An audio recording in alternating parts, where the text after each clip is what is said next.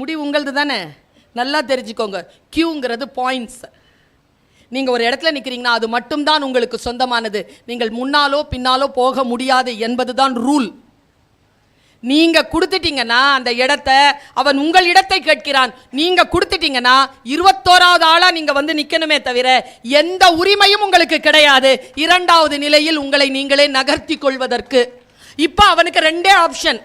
ஒன்று, பாம்பை போய் கேட்கலாம், நியாயமா உன் வழிக்கா நான் வந்தேன், என்னை ஏன் துரோகம் பண்ண, என்னை ஏன் கொத்துன, நான் இப்போ இருக்கிறதா சாவுறதா, உன் விஷம் என்ன பண்ணணும் தெரியுமா உனக்கு என்று பாம்பிடம் நியாயம் கேட்கலாம். இல்லை என்றால் கொத்தப்பட்டு விட்டோம், விஷம் ஏறிக்கொண்டிருக்கிறது, விஷத்தை குறைப்பதற்கும் விஷத்தை முறிப்பதற்கும் மருந்து தேடலாம். பல நேரங்களில் நாம் கொத்திய பாம்பை பின்பற்றி கொண்டு போய் நியாயம் கேட்டுக்கொண்டிருக்கிறோமே தவிர கொத்தப்பட்ட விஷத்தை யாரும் முறிவிற்காக தேடுவதே இல்லை. சொல்கிறேன், இரேன் பண்ணனுக்கு சொல். பார்க்குறவங்களாம் ஒரு விஷயம் சொல்லுவாங்க, சார் மேடம் உங்கள் பேச்சை கேட்காம நான் தூங்குறதே இல்லை. 10-15 வருஷமா இதே பேச்சை கேட்டால் எப்படி இருக்கும்? தூங்கவா பேசுகிறேன் நான்? என் பேச்சை கேட்டு எப்படி தூக்கம் வருது உனக்கு? ஒரு பொண்ணு எனக்கு ஒரு மெசேஜ் போட்டிருந்தா, இங்கிலீஷில் போட்டிருந்தா, your speeches R sleeping bills, இங்கிலீஷில் சொல்லுது. அது தூக்க மாத்திரைங்கிறா. நான் எப்படி தூக்க மாத்திரைன்ற எனக்கு புரியவே இல்லை. ஆனால் அவள் ஒரு விளக்கம் தந்திருந்தா, அப்போதான் புரிஞ்சுக்கிட்டேன். வார்த்தைகளுக்கு பின்னால் ஒரு அர்த்தம் இருக்கிறது. ஒரு சொல்லுக்கும் இன்னொரு சொல்லுக்கும் இடையிலே இருக்கக்கூடிய இடைவெளியில் ஒரு அர்த்தம் இருக்கிறது. ஒரு வரிக்கும் இன்னொரு வரிக்கும் இடைவெளியில் அர்த்தம் இருக்கிறது. நம்முடைய ஜெயமோகன் சொல்லுவார், கொற்றவை நான் ஏன் எழுதினேன் என்ற முன்னுரையில் எழுதுவார்.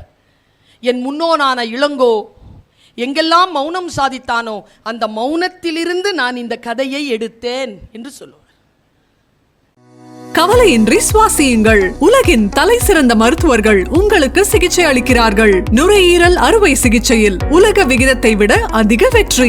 நீங்கள் புகைப்பிடிக்கும் பழக்கம் உள்ளவரா? ஆண்டுக்கு ஒரு முறை லோ டோஸ் சிடி ஸ்கேனில் பரிசோதித்து உங்களையும் உங்கள் குடும்பத்தாரின் பாதுகாப்பை உறுதி செய்து கொள்ளுங்கள். ரூபாய் 5000 மதிப்புள்ள பரிசோதனை ரூபாய் 2500 மட்டுமே. தங்கம் மருத்துவமனை, நாமக்கல் மற்றும் கான்பூர். அது எதுவாக கூட இருக்கலாம், எதுவாகவும் இருக்கலாம். இந்த எந்த ஒரு விஷயம் இந்த நிகழ்ச்சிக்கு வருவதாக கூட இருக்கலாம். எல்லாவற்றுக்கும் விலை என்பது பணத்தினால் ஆனது அல்ல, பணத்திலான ஆனது மட்டுமல்ல விலை என்பது. அதற்கு சரியான விலை கொடுக்க வேண்டும் என்று சொல்வார்கள். ஒரு விலை தராமல் எதுவும் நம் கைக்கு வராது என்கின்ற 2 சூட்சுமமான விஷயத்தை அவர் சொல்லிவிட்டு போனார். நான் இப்படி யோசித்து பார்க்கிறேன், பல நேரங்களில் நாம் சின்ன சின்ன விஷயத்துக்கு மிஸ் பண்ணுறோம். இப்போ இவ்வளோ அலர்ட்டாக இருக்கிறீங்கல்ல, உங்கள் எல்லாரையும் பார்த்து நான் ஒரு கேள்வி கேட்க போகிறேன். எல்லாரும் பதில் சொல்லுங்கள். அது இண்டிவிஜுவல் கொஸ்டின் தான், இண்டிவிஜுவல் ஆன்சர் தான். எல்லாரும் சொல்லலாம் பதில், யாரும் யோசிக்காதீங்க. அவங்களுக்கான பதில் சொல்லிடுங்க. சத்தமாகவும் சொல்லலாம், சைலண்டாகவும் சொல்லலாம், ஆனால் பதில் சொல்லிடுங்க. கேட்கவா? Are you with me? ஆம் ஐ ஆடிபிள்? இந்த 2 விஷயத்தையும் கேட்டு கேட்டு எங்களுக்கு பழக்கம் டீச்சரில், முக்கியமாக கொரோனாவில். சார் ஆம் ஐ ஆடிபிள்? ஒன்றும் பதில் சொல்லாத, மரண உருவத்தில் இருக்கிற மாதிரியே இருக்கும். எங்களுக்கு சத்தம் போட்டு போட்டு பழக்கம். பாருங்கள், ஒரு கியூ நின்றுட்டுருக்கு, 20 பேர் நிற்கிறாங்க கியூவில். 3 மணி நேரமாக கியூ நிற்கிது. நீங்கள் நிற்கிறீங்க, ஆனால் நீங்கள் தான் ஃபஸ்ட் ஆள். கவுண்ட்ரு திறக்குது.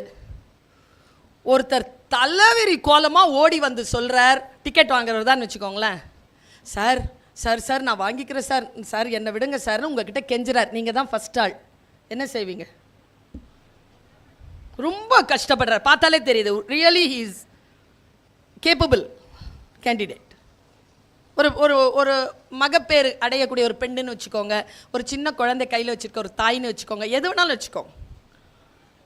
என்ன செய்வீங்க? அலோவ் பண்ணுவீங்களா? பாருங்க, உங்களை அலோவ் பண்ண வைக்கிறதுக்கு நான் எவ்வளோ ரெக்கமெண்டேஷன் பண்ண வேண்டியிருக்கு. சரியா? ஓகேவா? சரி, இப்போ அவங்க கவுண்டருக்கு போயிட்டாங்க. இப்போ நீங்கள் எங்கே நிற்பீங்க? நியாயமா? ஏற்கனவே ஒருத்தர் 2வது இடத்துல நிற்கிறாருல்ல, அவர் எங்கே போகிறது? அவர் ஏன் போகணும்? முடிவு உங்களது தானே. நல்லா தெரிஞ்சுக்கோங்க, கியூங்கிறது பாயிண்ட்ஸ். நீங்க ஒரு இடத்துல நிக்கிறீங்கன்னா அது மட்டும்தான் உங்களுக்கு சொந்தமானது. நீங்கள் முன்னாலோ பின்னாலோ போக முடியாது என்பதுதான் ரூல். நீங்க கொடுத்துட்டீங்கன்னா அந்த இடத்தை அவன் உங்கள் இடத்தை கேட்கிறான். நீங்க கொடுத்துட்டீங்கன்னா 21வது ஆளா நீங்க வந்து நிக்கணுமே தவிர எந்த உரிமையும் உங்களுக்கு கிடையாது. 2வது நிலையில் உங்களை நீங்களே நகர்த்தி கொள்வதற்கு. பேசிக்குங்க, பேசிக் சிவிக் சென்ஸ் நமக்கு பல நேரங்களில் அறம் செய்கிறோம் என்கின்ற பொருட்டிலே பிளாக் ஸ்பாட் வந்துருது, நமக்கு பிளைண்ட் ஸ்பாட் வந்துருது. இந்த பிளைண்ட் ஸ்பாட் இல்லாம நம்மளை பார்த்துக்கணும். நான் சாதாரணமா குழந்தைகள் கிட்ட தான் கேட்பேன், உங்ககிட்டயும் கேட்கிறேன். 50 பேர் ஓட்ட பந்தயத்தில் ஓடிட்டு இருக்கிறோம். நீங்க முந்தி 2வது ஆளை தாண்டிட்டீங்க. இப்போ உங்க பொசிஷன் என்ன? ஃபர்ஸ்ட்னு சொன்னவங்க எல்லாம் ஃபெயிலு. ஏன்னா 2வது ஆளை தானே தாண்டி இருக்கீங்க. உங்களுக்கு முன்னால் ஒரு ஆள் ஓடிட்டு இருக்குல்ல.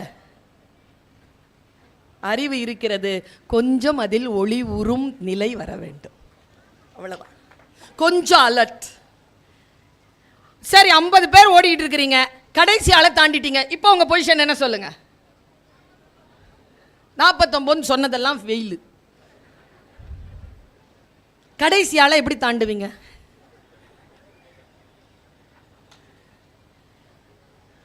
சில பேருக்கு புரியவே இல்லை. கடைசி ஆளை தாண்ட முடியாதுயா. கடைசி ஆள் தானே, அதுக்கு பின்னால் தாண்டிங்கன்னா அது யாரு? அது ரேஸ்ல இல்லையே. கேட்கிற கேள்வி ரொம்ப வசீகரமா இருக்கும். அந்த வினாடியில் அது சரியாக தெரியும். அதனால் தான் ஆப்ரஹாம் லிங்கன் சொல்லுகிறான், வீட்டிற்கு போய் எந்த விஷயம் சொல்லப்பட்டாலும் அதை உங்கள் அறிவு என்கின்ற வடிகட்டியால் 2-3 முறை வடிகட்டி தெரிகிறது, நியாயமானது என்று புரிவதை மட்டும் உங்களுடைய வாழ்க்கையில் பின்பற்றுங்கள், மற்ற விஷயங்களை புறம் தள்ளுங்கள் என்று சொல்லுவார். பல நேரங்களில் நம்முடைய புத்தி நமக்கு மிகச்சரியாக இருக்குதுன்னு நாம நினைப்போம். அந்த நினைப்பு தான் நம்மளை பல நேரங்களில் கீழே போட்டு கொல்லும். அந்த மாதிரி ஒரு விஷயத்தை நான் சொல்றேன். சொல்லலாமான்னு தெரியல, நான் சொல்லிடுறேன். எனக்கு பார்க்குறவங்க எல்லாம் ஒரு விஷயம் சொல்றாங்க. அண்ணனுக்கு சொல்றேன், இறையன் அண்ணனுக்கு சொல்றேன். பார்க்குறவங்களாம் ஒரு விஷயம் சொல்லுவாங்க, சார் மேடம் உங்க பேச்சை கேட்காம நான் தூங்குறதே இல்லை. 10-15 வருஷமா இதே பேச்சை கேட்டால் எப்படி இருக்கும்?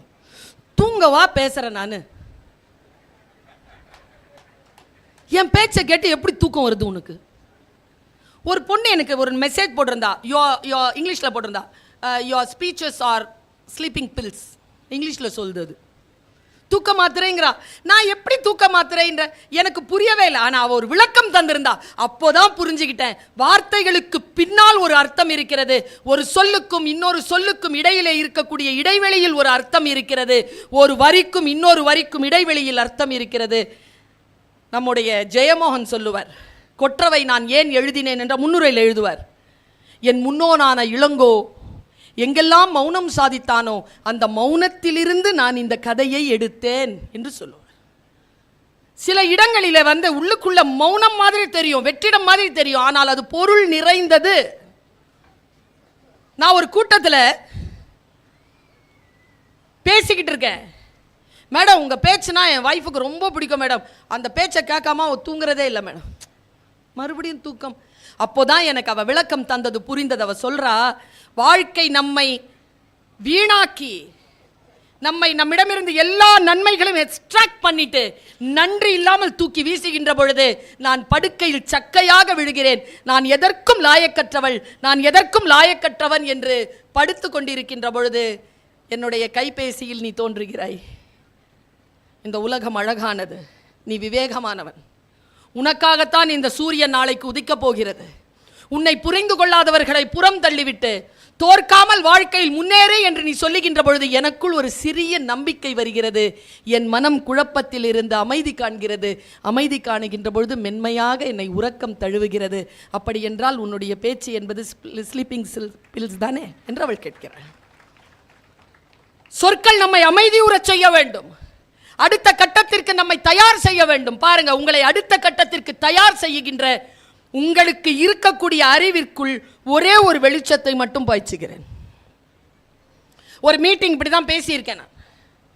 பேசிட்டு பேக் ஸ்டேஜ் ஒரு 45 வயது பெண் இருப்பாள். சரியான பணக்காரியா இருப்பா போல இருக்கு. அவளுடைய அட்டையர் அப்படி இருக்கு. அவளுடைய நகைகள் அவ போட்டிருக்க, அவ கையில் வச்சிருக்கிற வெளிநாட்டில் அந்த கீடெக்கெல்லாம் ரொம்ப உயர்ந்தது. அவ அழுறா, என் கையை பிடிச்சி தேங்க்ஸ் தேங்க்ஸ்னு அழுறா. திருப்பி திருப்பி சொல்றா, 8 ஆண்டுகளாக கவலைப்பட்டு கொண்டிருந்தேன், 8 ஆண்டுகளாக சிறையில் இருந்தேன், என்னை மீட்டெடுத்தது உங்களுடைய பேச்சு, என்னை சொல்லிக்கிட்டே இருக்கா. அழுறா, ஆனா மையெல்லாம் கரையுது, அதை பற்றி கவலைப்படாமல் அழுறா. தேங்க்யூ தேங்க்யூ தேங்க்யூன்ட்டு ஓடிட்டா. ஹீல், பெரிய ஹீல் போட்டு ஸ்டைலிஷ் லேடி. நான் பாட்டுக்கு எல்லாரையும் விட்டுட்டு அவளை கூப்பிட்டேன் போய் கார்கிட்ட. 10-15 பாயிண்ட் பேசினேன். எந்த பாயிண்ட்டு உனக்கு பிடிச்சதுன்னு சொல்லு. மக்கள்கிட்ட சொல்லலாம்ல அதை. அவளுக்கு ஓடு உடைஞ்ச மாதிரி கேட்கின்றவர் யாருக்கேனும் ஓடு உடையலாம் இல்லையா? 8 வருஷமா சிறையில் இருக்கின்றவர்களை விடுதலை செய்யலாம் இல்லையா? சொல்லுன்னு அவ சொன்னாங்க. நான் என்ன சொன்னேன்றத அது அப்படியே அவளுக்கு என்ன சொன்னேன் அப்படிங்கிறத நான் சொல்றேன். சொல்லணுமா? கொஞ்சம் பேருக்கு பாதிப்பா இருக்கும், பாதிப்படைஞ்சவங்களுக்கு விடுதலையா இருக்கும். ஒரு காட்டு வழி, ஒருத்தன் நடந்து போய்கிட்டே இருக்கிறான். ஒரு பாம்பு புத்து, அதுல இருந்து ஒரு பாம்பு வருது வெளியில. ஐயோ, இது பாம்பு இருக்கிற வழி, நம்ம வேற வழியில போவோன்ட்டு வேற வழிக்கு போறான். அந்த பாம்புக்கு பேரே அரவம். அது எங்க சத்தம் கேட்டாலும் போயிடும். நேரா அது போய் அவன் போன பாதைக்கு போய் கரெக்டா அவன் காலில் கொத்திருச்சு. நாம அந்த வழிக்கே போவாம நம்ம வழிக்கு வந்து நம்ம கொத்தனவங்க இருக்காங்க தானே, நம்மளை கொத்தனவங்க வாழ்க்கையில் இருக்காங்க தானே. பாம்புங்கிறது இங்கே பாம்பு இல்லை. சரியா? இவ்வளோ சீரியஸாக இருக்கிறீங்க, அவ்வளோ கொத்துப்பட்டிருக்கீங்களா? சரியா? இப்போ அவனுக்கு 2 ஆப்ஷன். ஒன்று, பாம்பை போய் கேட்கலாம், நியாயமா உன் வழிக்கா நான் வந்தேன், என்னை ஏன் துரோகம் பண்ண, என்னை ஏன் கொத்துன, நான் இப்போ இருக்கிறதா சாவுறதா, உன் விஷம் என்ன பண்ணும் தெரியுமா உனக்கு என்று பாம்பிடம் நியாயம் கேட்கலாம். இல்லை என்றால் கொத்தப்பட்டு விட்டோம், விஷம் ஏறிக்கொண்டிருக்கிறது, விஷத்தை குறைப்பதற்கும் விஷத்தை முறிப்பதற்கும் மருந்து தேடலாம். பல நேரங்களில் நாம் கொத்திய பாம்பை பின்பற்றி கொண்டு போய் நியாயம் கேட்டுக்கொண்டிருக்கிறோமே தவிர கொத்தப்பட்ட விஷத்தை யாரும் முறிவிற்காக தேடுவதே இல்லை. Don't chase the snake, deal with the venom. உங்களுக்கு எது பாதிப்பாக இருக்கிறதோ அந்த பாதிப்பில் இருந்து வெளியில் வாங்க. நான் வந்தேன், கொத்தப்பட்ட பொழுதெல்லாம் நிமிர்ந்து நின்று கொத்திய பாம்பிற்குள் போகாமல், பாம்பிற்கு பின்னால் போகாமல் கொத்தப்பட்ட விஷத்தை முறித்து இதோ நிற்கிறேன். பல நேரங்களில் எப்படியெல்லாம் நம்முடைய வாழ்க்கை நம்மை சுற்றி போடும் என்று நமக்கு தெரியாது. அதனால் தான் என்னை அறிமுகப்படுத்தியவர் சொன்னார், வீழ்வதல்ல தோல்வி, களத்தை விட்டு நீங்குவதுதான் தோல்வி. கடைசி வரைக்கும் களத்தில் நின்று பாருங்க, வெற்றி பெற்றவர்கள் கூட நடுங்கி போவார்கள் உங்களுடைய நிற்றலை பார்த்து. தோற்றான் போல் நின்றான் பாண்டியன் என்கின்ற முத்தொள்ளாயிரத்தை படித்து வந்தவள் நான். யோசித்து பார்த்தால் நம்முடைய வாழ்க்கை நமக்கு சில வாய்ப்புகளை தருகிறது. அந்த வாய்ப்புகளை நாம் எப்படி புரிந்து கொள்வது என்பதுதான், அந்த புரிதல் தான் வெளிச்சம். நம்ம மனசு இருக்குல்ல, தமிழ் என்ன அற்புதமான மொழிங்க, என்ன அற்புதமான மொழி. இந்த உடம்புக்கு மெயின் பேர் வச்சான் பாருங்களேன். டே அப்பா, மெயினா என்னங்க அர்த்தம்? உண்மைன்னு அர்த்தங்க. உடம்புக்கு பொய் சொல்ல தெரியாது, உடம்பு பொய் சொல்லாது. கஷ்டம்னா கஷ்டத்தை சொல்லும், உடனே அதை அட்ரஸ் பண்ணும். மனசு இருக்குல்ல, அது பயங்கரம். அது மாதிரி ஒரு கல்பிரிட்டே வேற கிடையாது. நான் மனசாட்சிக்கு விரோதம் இல்லாமல் சில பேர் இருக்கிறாங்க, அவ்வளோ அழுக்கு வச்சுருப்பாங்கங்க. பொறாமப்படுறவங்களாம் பார்த்துருக்கீங்களா? சில பேர் நின்னா துணி எறிகிற வாசனை வரைக்கும் வரும். மன அழுக்கு. திருக்குறானிலே ஒரு வார்த்தை இருக்கிறது, பொறாமைப்படுகின்றவனுக்கு இந்த உலகத்திலும் நிம்மதி கிடையாது, இறந்து போய் அடைகின்ற அந்த உலகத்திலும் நிம்மதி கிடையாது என்று பேசுகிறேன். யோசித்து பார்த்தால் நான் ஒரு விஷயம் சொல்றேன், மனதை இலகுவாகவும் அன்பாகவும் வைத்திருத்தல் என்பது மாபெரும் புத்திசாலித்தனம். இந்த புத்தி எத்தனை பேருக்கு இருக்கு? ஓஷோ சொல்கிறார், நுண்ணறிவாளர்கள் சூழ்ச்சி செய்வதில்லை. சூழ்ச்சி செய்வதற்கு நுண்ணறிவு தேவையில்லை. முட்டாள்களே சூழ்ச்சி செய்கிறார்கள். புத்திசாலித்தனமே போதுமானது. கவலையின்றி சுவாசியுங்கள். உலகின் தலை சிறந்த மருத்துவர்கள் உங்களுக்கு சிகிச்சை அளிக்கிறார்கள். நுரையீரல் அறுவை சிகிச்சையில் உலக விகிதத்தை விட அதிக வெற்றி.